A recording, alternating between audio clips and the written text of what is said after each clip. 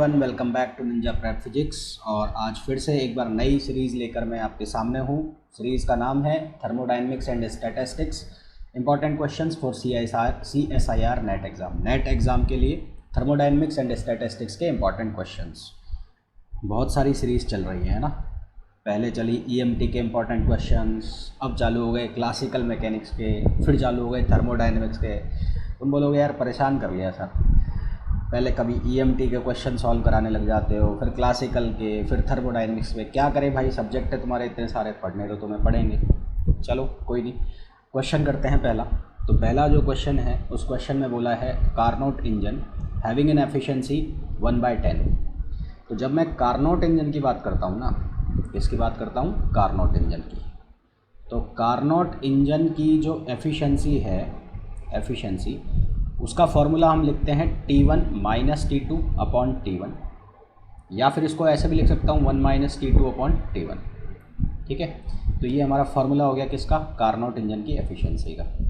ये फार्मूला बराबर होता है किसके? Work done upon heat supply. Work done upon heat supply, work done upon heat supply. Work done जो है वो बराबर होता है Q1 - Q2, और हीट सप्लाई होती है किसके? Q1 की। Q1 का मतलब क्या होता है? Heat supply, heat supply. और Q2 का मतलब क्या होता है? Heat rejected. ठीक है, ये फार्मूला ध्यान रखना, बहुत काम आएगा। ये जो फार्मूला है 1 - T2 अपॉन T1, इसको आप ऐसे भी लिख सकते हो 1 - Q2 upon Q1।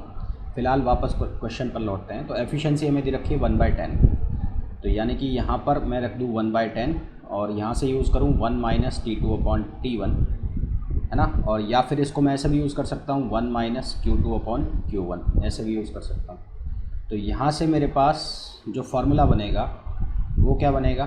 T2 upon T1 की जो वैल्यू निकल के आएगी, ये वैल्यू पिक कर रहा हूँ मैं, T2 अपॉन T1 की जो वैल्यू निकल के आएगी वो कितनी निकल के आएगी? 1 - 1 अपॉन 10, और जिसको मैं लिख दूँगा कितना? 9/10।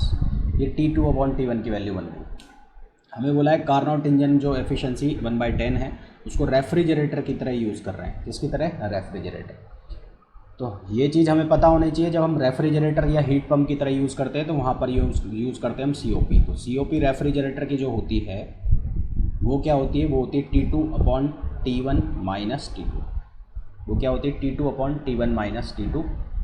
इसका जो फॉर्मूला होता है यहाँ होता है work done upon heat supply. यहाँ क्या होता है? Heat desired, heat desired, desired मतलब लोअर टेम्परेचर पर जो हीट है, एट लोअर टेम्परेचर जो हीट सेंड की जाती है ना। अपॉन क्या होता है? Work done. अपॉन क्या होता है? Work done. ठीक है, अपॉन क्या होता है? वर्क डन होता है। यहाँ पर T1 जो होता है वो हायर टेम्परेचर, T2 कौन सा टेम्परेचर होता है? लोअर टेम्परेचर होता है। तो यहाँ पर इस फार्मूले का यूज़ करूँगा मैं, इस फार्मूले का। ठीक है, इस फार्मूले का यूज़ करूँगा। हमें क्या बोला है? If the work done on the refrigerator is 10 joule. Work done कितना है? 10 जूल है। ठीक है, नेक्स्ट पेज पे चलते हैं। तो हमें लिखा T2 upon T1 minus T2, desired heat, desired heat, और वर्क डन की जो वैल्यू है वो कितनी है? 10 जूल है। वर्क डन की वैल्यू जो 10 जूल है, amount of heat absorb from the reservoir at lower temperature, यानी कि T2 की वैल्यू निकालनी, Q2 की वैल्यू निकालनी, Q2 की वैल्यू कैसे करेंगे? ऊपर नीचे T2 से डिवाइड कर दो, तो इसको मैं लिख सकता हूँ 1 upon T1 upon T2 minus 1, और यहाँ हो गया Q2 अपॉन 10। हमें यहाँ पर T2 अपॉन T1 की वैल्यू पता है। T2 अपॉन T1 की जो वैल्यू है वो 9/10 है। तो T1 अपॉन T2 की वैल्यू कितनी हो जाएगी? 10/9। तो ये वैल्यू कितनी हो गई? 10/9। यहाँ पर वैल्यू रख दो 10/9 माइनस 1, और ये हो गया Q2 अपॉन 10। क्रॉस सॉल्व करो, ऊपर 9, नीचे कितना हो जाएगा? 10 माइनस 9, ये कितना हो गया? Q2 upon 10। एक मर गया, तो यहाँ से Q2 की वैल्यू कितनी आ गई? 90 जूल। हमें जो ऑप्शंस दिए हैं उन ऑप्शंस में से D इसके लिए करेक्ट आंसर है। ठीक है ना। जैसा कि हमेशा करते हो, क्वेश्चन समझ में आए नहीं आए कमेंट करना ज़रूरी होता है। समझ में आ जाए तो भी करना है, समझ में नहीं आए तो ये बताना है क्या समझ में नहीं आया। ठीक है, किसी स्टेप में कोई डाउट है तो उसको ज़रूर पूछें कि सर मेरे को इस स्टेप के अंदर डाउट लग रहा है। नेक्स्ट क्वेश्चन पर चलते हैं। क्वेश्चन में बोला है Carnot engine has an efficiency 1/6। ठीक है। कार्नोट इंजन की जो एफिशिएंसी है 1 माइनस T2/T1 लिख दिया मैंने इसको। एफिशिएंसी है 1/6। फार्मूला को लिख सकता हूँ मैं T2/T1 1 माइनस 1/6 यानी कि 5/6। तो मेरे पास यहाँ से T2/T1 की वैल्यू कितनी हो गई 5/6। इसको लिख दिया equation first. When the temperature of the sink is reduced by 62 degree centigrade, ठीक है, तो नई जो एफिशिएंसी है वो डबल हो जाती है। डबल होने का मतलब 1/6 की डबल, यानी कि 2/6 मतलब 1/3 हो गई। तो केस सेकेंड एफिशिएंसी डबल हो गई मतलब 1/3। रिड्यूस कराए टेम्परेचर को 62 डिग्री सेंटीग्रेड, तो 1 माइनस T2 माइनस 62, ठीक है, अपॉन T1। इसकी सेहत पर कोई चेंज नहीं है तो इसको चेंज करके लिखो T2 minus 62 upon T1, 1 minus 1/3 जो कि बन जाएगा 2/3। तो T2 minus 62 upon T1 equals to 2/3। Equation number 2 equation बना आ गई। इक्वेशन नंबर सेकंड को डिवाइड कर दो इक्वेशन नंबर फर्स्ट से, ठीक है। सेकंड को डिवाइड कर दिया फर्स्ट से, तो ये T2 माइनस 62 अपॉन क्या था T1 डिवाइड कर दिया T2 अपॉन T1 से, यही कर रहे हैं ना, T2 अपॉन T1। यहाँ क्या लिखोगे, यहाँ लिखोगे 2/3 डिवाइड 5/6, डिवाइड 5/6। T1 से T1 कैंसिल, यहाँ बचा T2 माइनस 62 अपॉन T2। यहाँ क्या आएगा 2/3 और यहाँ आएगा 6/5, ये बन जाएगा कितना 4/5, ठीक है। T2 से डिवाइड करो 1 माइनस 62 अपॉन T2, ये कितना हो जाएगा 4/5। 62 अपॉन T2 इक्वल्स टू कितना हो जाएगा 1/5। T2 इक्वल्स टू 62 इंटू 5, ये बन जाएगा 310 केल्विन आएगा। डिग्री सेंटीग्रेड में कन्वर्ट करोगे तो T2 इक्वल्स टू 310 में से 273 माइनस कर दोगे, ये बचेगा 37 डिग्री सेंटीग्रेड। और ये 37 डिग्री सेंटीग्रेड आ गया तो एक बार आंसर चेक कर लो। T2 की जो वैल्यू है वो कितनी आ गई है 37 डिग्री सेंटीग्रेड। तो 37 डिग्री सेंटीग्रेड इस केस में आई है, तो ये 37 आ गया, तो और किसी में तो आएगा नहीं बाकी। तो इसका मतलब T1 की वैल्यू कितनी हो गई 99। आप यहाँ पे डायरेक्ट वैल्यू को पुट करके भी निकाल सकते हैं। इक्वेशन फर्स्ट या सेकंड में किसी में भी पुट कर लीजिए, आंसर आ जाएगा। तो हमें जो ऑप्शंस दिए हैं उनमें से ऑप्शन बी करेक्ट होगा। एक ध्यान रखना बात बहुत ज़रूरी इंपॉर्टेंट, ऑप्शन बी और ऑप्शन डी दोनों लगभग सेम है।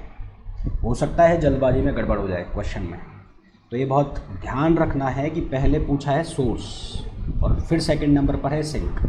सोर्स का टेम्परेचर हमेशा ज़्यादा होता है, सिंक का टेम्परेचर हमेशा कम होता है। सिंक मतलब T2 और सोर्स मतलब T1। तो सिंक T2 वो टेम्परेचर कम वाला होगा, सोर्स मतलब T1 वो टेम्परेचर ज़्यादा वाला होगा, ठीक है। नेक्स्ट क्वेश्चन पर चलते हैं। इस क्वेश्चन के अंदर हमें बोला गया है, क्या बोला गया है कि 3 Carnot engines operate in series, 1, 2 और 3। ये 1 हो गया, ये 2 हो गया और ये 3 हो गया। Between heat reservoirs sources at temperature, source temperature T1 और ये टेम्परेचर T4, इन दोनों के बीच का जो टेम्परेचर है वो T2 T3 है। हमें बोला है कि यदि इक्वली एफिशिएंट है, यानी कि इनकी सबकी एफिशिएंसी सेम है, तो इनमें से कौन सा रिलेशन सही होगा हमें ये बताना है। पहले वाले की एफिशिएंसी क्या होगी 1 माइनस T2 अपॉन T1 होता है, तो T2 अपॉन T1। दूसरे वाले की एफिशिएंसी बाद वाला टेम्परेचर अपॉन पहला वाला टेम्परेचर, बाद वाला टेम्परेचर T3, पहले वाला टेम्परेचर T2। तीसरे वाले की एफिशिएंसी 1 माइनस बाद वाला टेम्परेचर अपॉन पहले वाला टेम्परेचर, ठीक है। हम ये जो लिखते हैं ना 1 माइनस T2 अपॉन T1, ये बाद वाला ये पहले वाला, ये सिंक ये सोर्स। तो इस इंजन के लिए ये सिंक हो गई, ये सोर्स हो गया। इस इंजन के लिए ये सिंक हो जाएगी और ये काम करेगा किसका सोर्स का। इस इंजन के लिए ये सिंक हो जाएगी और ये किसका काम करेगा सोर्स का, ऐसे लिखा। फिर हमें बोला है तीनों की एफिशिएंसी बराबर है, बराबर कर दो, एफिशिएंसी को बराबर कर दो, यानी कि E1 बराबर E2 बराबर E3। 1 minus T2 upon T1 बराबर 1 माइनस क्या आएगा T3 अपॉन T2 बराबर 1 माइनस T4 अपॉन T3। क्या लिख सकते हो, यहाँ से लिख सकते हो 1 1 1 कैंसिल हो जाएगा, T2 अपॉन T1 बराबर T3 अपॉन T2 बराबर T4 अपॉन T3। क्या करो जोड़ा बना लो दो का, ठीक है, क्या करोगे, दो दो का जोड़ा बना लोगे। तो दो दो का जब जोड़ा बनाओगे तो क्या लिखा जाएगा, पहले इन दो का जोड़ा बना लो। इन दो का जोड़ा बनाओगे तो T2 square equals to T1 under root T1 T3। तो यहाँ से T2 की वैल्यू बनेगी T1 अंडर रूट T3। फिर इन दोनों का जोड़ा बना लो, इन दोनों का बनाओगे तो T3 square equals to T2 T4। अब हमें जो ऑप्शंस दिए हैं उन ऑप्शंस में कुछ है ऐसा, देखो हमें जो ऑप्शंस दिए हैं उनके अंदर रिलेशन बन रहा है T2 T1 T4 में, T3 T1 T2 में। तो पहले T2 T1 T4 का रिलेशन चाहिए, T2 T1 और T4 का रिलेशन चाहिए। तो T3 को गायब करना पड़ेगा। तो T3 को कैसे गायब करें, यहाँ से देखो, यहाँ से उठाओ, यहाँ से वैल्यू उठाओ, यहाँ से T3 की वैल्यू बराबर हो जाएगी किसके, T2 स्क्वायर अपॉन T1। और ये वैल्यू को रखो यहाँ पर रखोगे तो देखो यहाँ लिखता हूँ मैं, ये T2 स्क्वायर अपॉन T1, ये पूरे का क्या हो जाएगा स्क्वायर, और ये हो जाएगा T2 T4 ठीक है। तो T2 यहाँ पर कितनी हो जाएगी, पावर 4, और T2 T4 और T1 स्क्वायर, यहाँ स्क्वायर आएगा ना, यहाँ पर आ जाएगा T2 की पावर 3, एक पावर ये है, 4 ये है, नीचे आके कट जाएगा, 3 पावर हो जाएगी T4 और T1 स्क्वायर। तो यहाँ से T2 की वैल्यू कितनी आ जाएगी, वैल्यू आ जाएगी T1 स्क्वायर T4 और पूरे की पावर 1/3, ये वैल्यू आ गई T2 की। हमें जो ऑप्शंस दिए हैं उसमें से मैच कराओ, सेकंड मैच कर रहा है, तो इसका मतलब सेकंड क्या हो जाएगा, इसका करेक्ट आंसर हो जाएगा। दूसरा निकालने की ज़रूरत पड़ेगी नहीं, पहले एक से ही काम चल जाएगा, ठीक है। तो सेकंड ऑप्शन इसके लिए करेक्ट आंसर होगा। फिर भी आप निकालना चाहो तो इसी तरह से इन इक्वेशंस को सेट करके ये आंसर निकाल सकते हैं। नेक्स्ट क्वेश्चन पर चलते हैं। अगर किसी को कुछ डाउट आ रहा है, किसी को कुछ कन्फ्यूज़न हो रहा है कि कैसे कर रहे हैं ये क्वेश्चन, तो कमेंट करके बता देना प्लीज़। नेक्स्ट क्वेश्चन पर, 2 Carnot engines A and B are operated in series. एक इंजन ये है, एक इंजन ये है, सीरीज़ में लगे हुए हैं। तो जब सीरीज़ में लगे होते हैं तो बीच वाला जो होता है, यहाँ पर जो टेम्परेचर होता है वो एक के लिए काम करता है सिंक का और एक के लिए काम करता है सोर्स का। The first one A receives heat at T1, यहाँ का जो टेम्परेचर है वो 600 केल्विन है। Rejects to a reservoir at temperature T2। The second engine B receives heat reject by the first engine and turn reject to heat a reservoir. ये जो temperature है ये 400 है, मैं यहाँ लिख देता हूँ, ये जो टेम्परेचर है ये 400 केल्विन है। यहाँ का टेम्परेचर हमें नहीं पता, ठीक है। Calculate the temperature T2 if the work output of the 2 engines are equal. इसका वर्क और इसका वर्क ये बराबर है। वर्क आउटपुट क्या होता है कार्नोट इंजन का, यहाँ से जो हीट आई और यहाँ जो हीट गई उन दोनों का डिफरेंस, यानी कि Q1 माइनस Q2। तो यहाँ जो हीट आ रही होगी Q2 और यहाँ जो हीट जा रही होगी Q3। तो यहाँ का वर्क आउटपुट कितना होगा, वो होगा Q2 माइनस Q3। तो W आउटपुट 1 बराबर है W आउटपुट 2, ये यहाँ पर दिया गया है। बराबर कर दो, बराबर कर दोगे तो Q1 माइनस Q2 बराबर Q2 माइनस Q3। तो यहाँ से रिलेशन बनेगा Q2 equals to Q1 plus Q3 upon 2। क्योंकि Q प्रोपोर्शनल है टेम्परेचर कार्नोट इंजन के लिए, तो हम इसको लिख सकते हैं T2 equals to T1 plus T3 upon 2। T1 की जो वैल्यू है वो है 600 और T3 की जो वैल्यू है वो है 400 अपॉन करना है 2, तो T2 की वैल्यू कितनी हो जाएगी 500। तो यहाँ से आंसर हमारे पास आ जाएगा कितना, 500 केल्विन, ठीक है, जो कि ऑप्शन है डी। एक बात ध्यान रखना, जब ये कार्नोट इंजन सीरीज़ में चलेंगे, सीरीज़ में होंगे, कार्नोट इंजन सीरीज़ में है और इनके वर्क डन बराबर हैं, वर्क डन सेम है, तो T2 बराबर करना है T1 प्लस T3 अपॉन 2 के। और कार्नोट इंजन सीरीज़ में है, कार्नोट इंजन सीरीज़ में है और इनकी एफिशिएंसी सेम है, एफिशिएंसी सेम है। तो उस केस में T2 को बराबर करना अंडर रूट T1 T3 के। ये शॉर्टकट मैं बता रहा हूँ, बहुत काम आएगा, याद रखना, इम्पॉर्टेंट और इम्पॉर्टेंट, ठीक है। नेक्स्ट क्वेश्चन पर चलते हैं।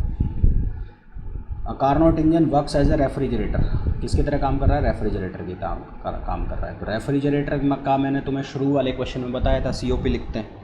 तो क्या होता है वो? उसमें हम लिखते हैं desired heat upon work done, यानी कि हीट जो होती है वो लो टेम्परेचर पर आती है और वर्क डन क्या होता है? Q1 minus Q2। इसको लिखते हैं T2 upon T1 minus T2, ठीक है, ऐसा लिखते हैं इसको। यहाँ पर बोला है works as a refrigerator between 250 से 300, यानी कि T1 की जो वैल्यू है वो है 300 केल्विन और T2 की जो वैल्यू है वो 250 केल्विन है। तो रखो यहाँ पर वैल्यू, क्या बनेगा? Q2 upon Q1 minus Q2, ये कितना हो गया? 250, और ये हो गया 300 माइनस 250, 50, ये आ गया 5। तो यहाँ से Q2 upon Q1 minus Q2 आ गया 5। इट रिसीव्स 500 कैलोरी हीट, यानी कि Q2 की जो वैल्यू है वो है 500। Q2 की वैल्यू 500 है ना। ये जो हीट होती है लोअर टेम्परेचर पर जो रिसीव होती है, उसको हम डिज़ायर्ड हीट कहते हैं। तो ये 500 है, 500 अपॉन वर्क डन बराबर 5। तो यहाँ से वर्क डन की जो वैल्यू वो कितनी आई? 100 कैलोरी आई। आंसर किस में है? जूल में है। कैलोरी को जूल में बदलना है, 4.8 से मल्टीप्लाई करा दो, तो वर्क डन जो है वो कितना आ जाएगा? 420 जूल, ठीक है, जो कि ऑप्शन है ये। तो ये थे कुछ इंपॉर्टेंट क्वेश्चंस थर्मोडायनेमिक्स के और स्टैटिस्टिकल फिजिक्स के, जो कि इंपॉर्टेंट होंगे CSIR नेट फिजिक्स की प्रिपरेशन के लिए। अगर आप लेक्चर को देख रहे हैं, कंटेंट को पसंद कर रहे हैं, तो वीडियो को लाइक कीजिए, शेयर कीजिए। अगर चैनल को सब्सक्राइब नहीं किया है तो प्लीज़ चैनल को सब्सक्राइब करो और रेगुलर नोटिफिकेशंस के लिए बेल आइकन वाली जो घंटी है उसको दबाना ना भूलें। मिलते हैं नेक्स्ट लेक्चर में। Till then, thank you, bye bye.